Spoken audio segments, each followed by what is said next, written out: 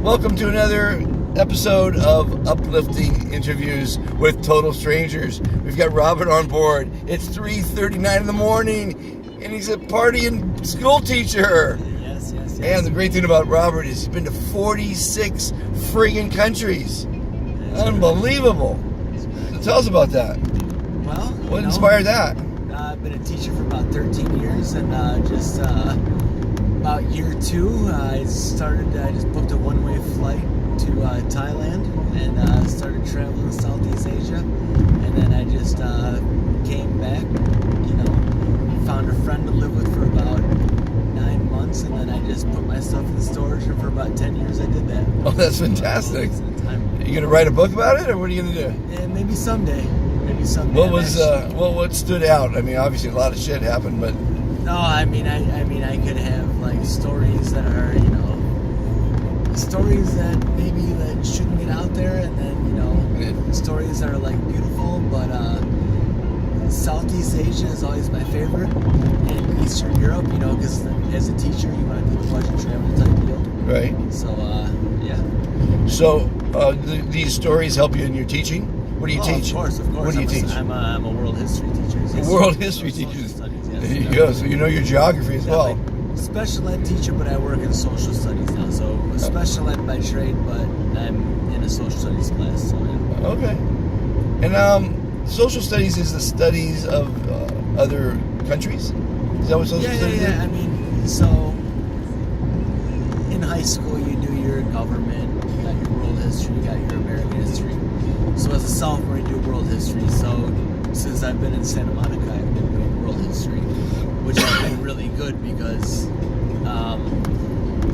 pretty much anywhere you talk about, I've been. I mean, I've done a couple of trips around the globe, when I've done my one-way flights. So right. I've done, I think 3 times total I've been around the globe. Wow.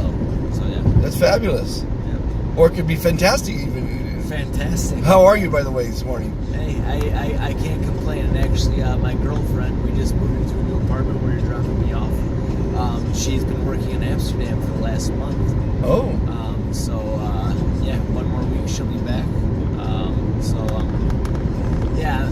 I have like my week period where I was just done with work, and my girlfriend comes back on the 28th. So I'm in like this little grace period where I'm partying, which is why I'm here sitting in this car. Get that out of your system. Time it is, 3:42 in the morning. Right.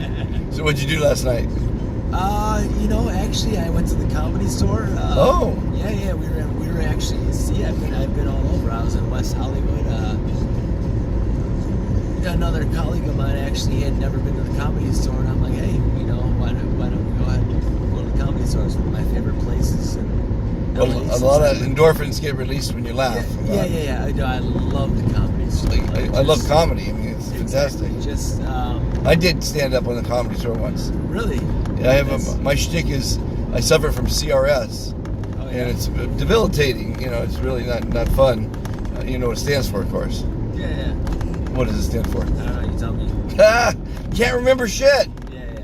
I'm lucky to remember that. But no, it has its ups and downs. I mean, it's good points and bad points. I can watch the same movie over and over and over again, and get just as much enjoyment out of it. Right. Never know the ending, Of course. I've been married to a woman for 36 years. I wake up with a different girl every morning. But your friends kind of get pissed when you forget their names, though.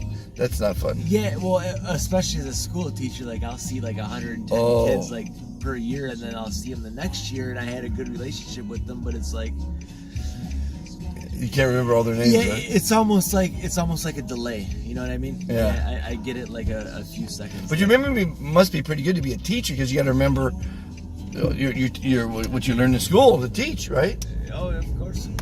So as a special ed teacher, like you get thrown into like another classroom, like depending on like what your specialty is. And so special ed, is that for people that are slow? Special ed. So So I work with kids that have mild to moderate disabilities, so like autism, ADHD, whatever.